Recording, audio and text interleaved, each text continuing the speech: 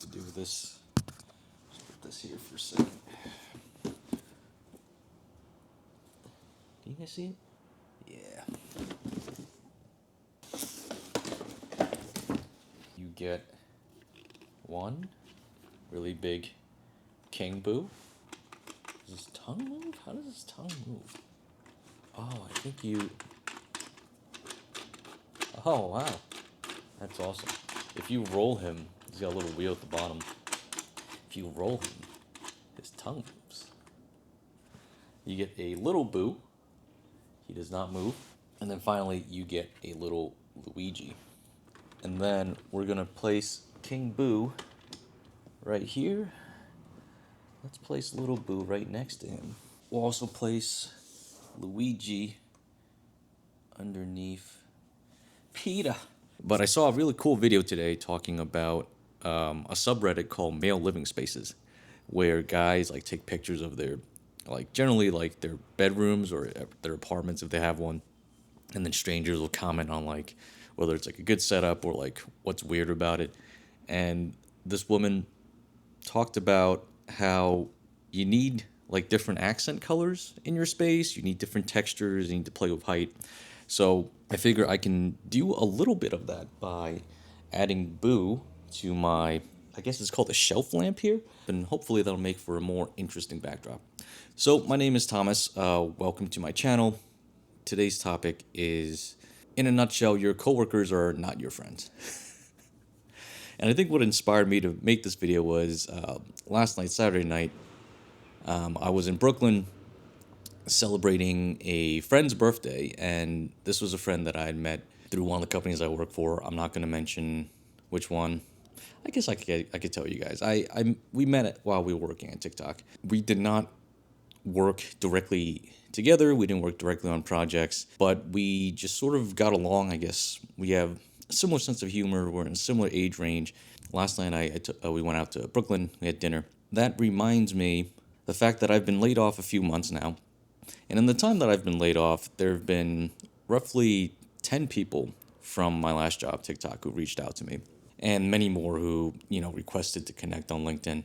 And some of those are really surprising because some of those were people I talked to a lot, socialized with a lot. And we had what I would consider to be pretty deep conversations. And ultimately, when they figured out or realized that I was no longer working at the company, all they really did was just connect with me on LinkedIn. Those are the types of people who just want to like stalk your LinkedIn and see like what you're doing next and where you end up, which I guess totally understandable. But for the 10 people that did reach out to me, what was interesting, they reached out like in terms of like sending me a message on LinkedIn. 2 of them were already my friends, people I hung out with and socialized with outside of work already. And 2 others, had made really serious efforts and say, hey, like, let me know if you would like to catch up, hang out, it was great working with you. And then the rest were basically people that range from being really genuine in their concern for me, and like losing my job. And then a good portion of those 10 people were just people who were trying to figure out what had happened. They were just trying to figure out whether their job was at risk, like whether there was some sort of like larger shift or reorg in the team that they need to worry about. So on to today's topic, which is being friends with your coworkers, or whether your coworkers are your friends. I would say it took me a couple of jobs before I had met people that I wanted to be friends with. I'm the type of person who is kind of weird and kind of odd in the sense that I'm very particular about the people that I would consider to be my friends. I have a very particular sense of humor that's maybe sometimes inappropriate. So there's a lot of people that won't understand me, and my personality might rub them the wrong way. So that's one aspect. But in addition to that, if I meet you and I don't think there's anything in particular that's special about you that I think we can connect on, I'm not really going to make an effort just to become friends with someone for the sake of trying to become friends with them. Most recently at TikTok, I was very social and I was very active. What was the equivalent of company Slack channels at TikTok, and I made a lot of friends that way, in the sense that a lot of people knew who I was friendly with a lot of people invited me to like work events, and I was able to accumulate a ton of free swag, which is like the major benefit, is that when you make friends with different groups of people, especially people in sales, especially people that organize all types of events within the company, whether it's for clients or internally. You get to accumulate a whole ton of swag, mostly water bottles and like some apparel like t-shirts, sweatpants, things like that. Pretty neat stuff, really. If you think about it, like 10 people reach out to you and half of them just want to know if their jobs are safe. Another three of them, pretend like they want to see you and hang out with you and catch up, but nothing ever comes out of it. And then only two of them are what you would consider real friends. And then really only one of them you've seen since you've been laid off. That's not a very high ratio. Like 1 out of 10 people that you might consider friends, people you talk to and socialize with a lot while you're at work. Once you're no longer working there, basically you're just some person, you're like a LinkedIn connection. You're just like now essentially you're an acquaintance. Like you're probably never going to see them again.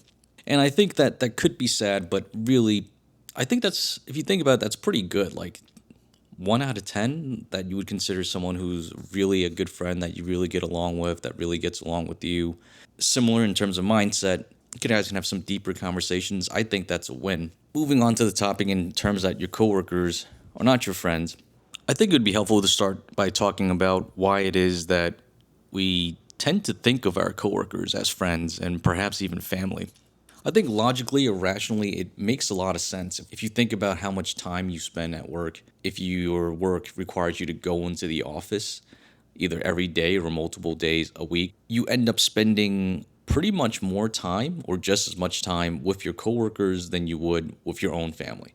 Really messed up aspect of capitalism and the workplace. I think it's just natural that if you spend so much time working with someone, helping them with stuff, having them help you with stuff, you start sharing details about your personal life, you are traveling together, possibly for work, you guys are socializing at work, lunch breaks, coffee breaks, attend meetings together, you guys attend offsites and team retreats together. Even outside of work, there were many team building events, and then there were just things that either other people planned or that I planned directly and that involved our coworkers. So, for example, if it's someone's birthday, I would plan a dinner and invite other people at the company that I knew they were friends with. We would go out and have a really nice dinner, a really nice celebration. I actually did that last year for the same friend that I just saw last night. And over time, I think it's just natural that you're going to see these people as your friends because, in a sense, they are your friends. Like, the lines are really blurry. You guys talk about life. You guys talk about relationships. You guys talk about work. In a sense, your coworkers know you almost better than your family does. Because I think a lot of us don't bring the work home with us, right? It's not healthy for you. Like, if you can, try to leave work at work. But beyond that, your spouse, your family, partner, parents, siblings, whatever it is, your roommate, whoever it is that you live with, doesn't have the same context. What your challenges are, what you're dealing with at work, and who you're talking about, and what direction the company's heading in. Your coworkers become an outlet or people that you can talk about pretty much every aspect of your life. And psychologically, how could you not think of them as friends? Like, how could you not think of them as family? A group of people that you spend so much time with, that you feel like you're going to battle with, that you feel like you've overcome things with. I think it's just natural to think of your coworkers as your friends and maybe even as your family, especially if you are someone like me who is single and you live by yourself. You don't even have anyone to come home and talk to and have like a meaningful relationship in that context. It's really easy to get lost in having your work life take over more of your personal life and to think of your coworkers and your colleagues as your friends. But once again, a reminder, and the theme of this video is that your coworkers are unfortunately not your friends. I think the first reason or the first group of people you'll encounter at work are folks who are just pretending. Like it or not, the workplace is competitive, especially as you work your way up.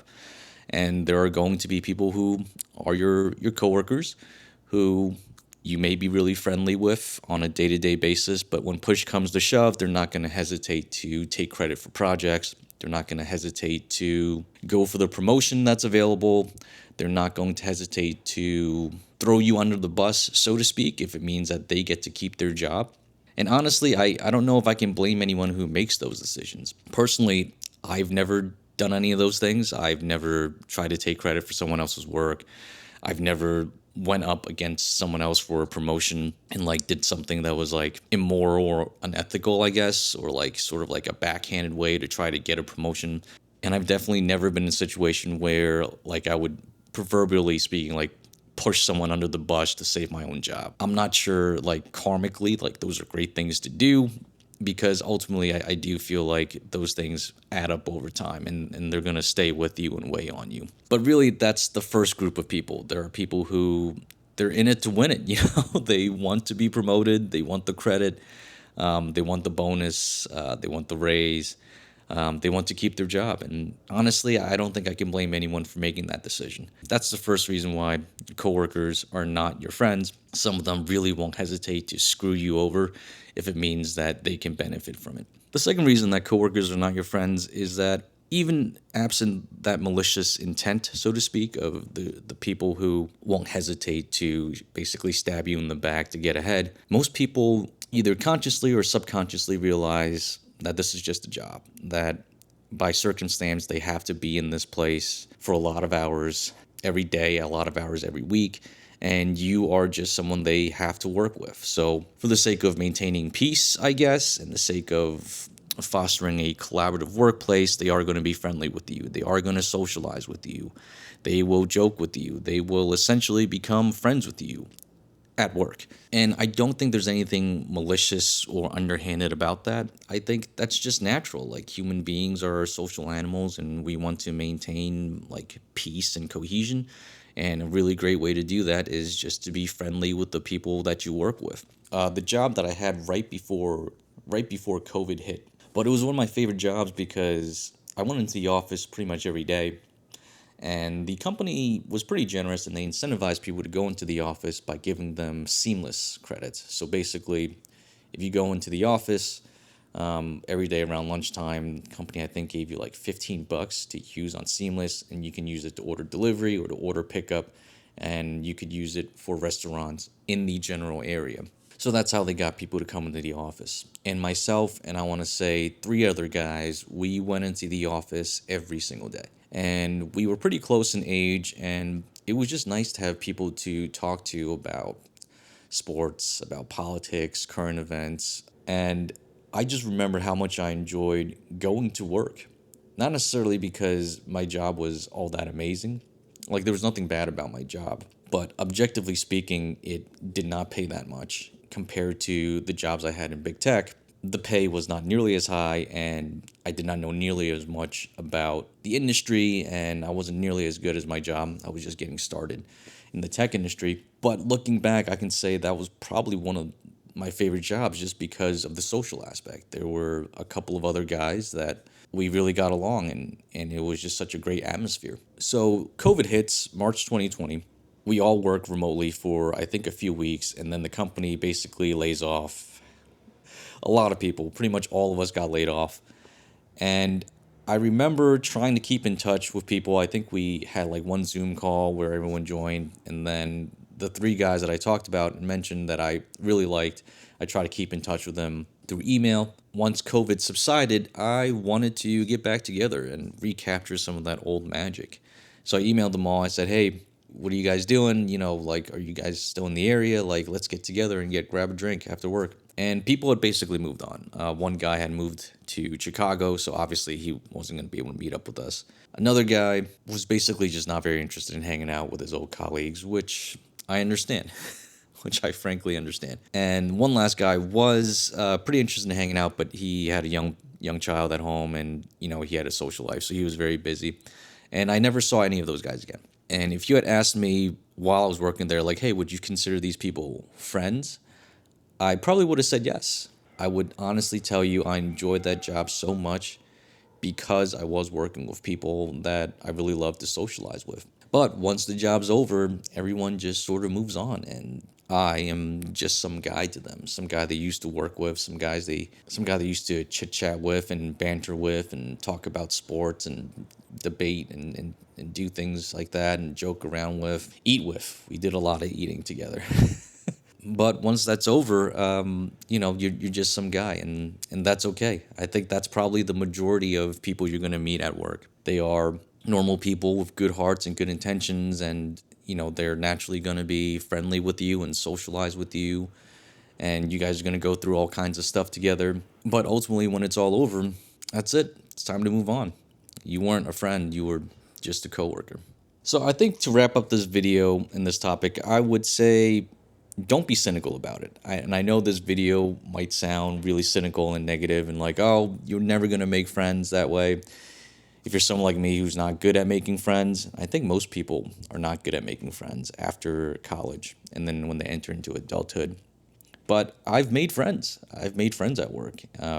Like I said, there's people I still talk to and still hang out with even after I leave my job. So my advice is to be a kind person, be authentic, be open and social while you're at work, within bounds and reasonable limits, of course. But you will be surprised at who you meet. Like I wouldn't have met my friend if we didn't happen to be sitting together in the same row. And I made a comment about how someone else that came over and said like, "Oh, that's actually my desk," and that's how we met because I joked about how he was sitting in someone else's spot. And now we're great friends. So, yep, that's my advice. Be kind, be authentic, be open. And I think you'll be surprised by who you meet, even at work, and how they'll become your friend. But that's the exception. Most of the people that you work with are nothing more than your colleagues, nothing more than people who need you for them to succeed in their job, for them to succeed in their project or whatever it is. And that's just the way life goes. So that's it. That's all I got for this video. If you've gone this far, thank you for watching. I will see you in the next one. As always, take care of yourself, and if you can, someone else too.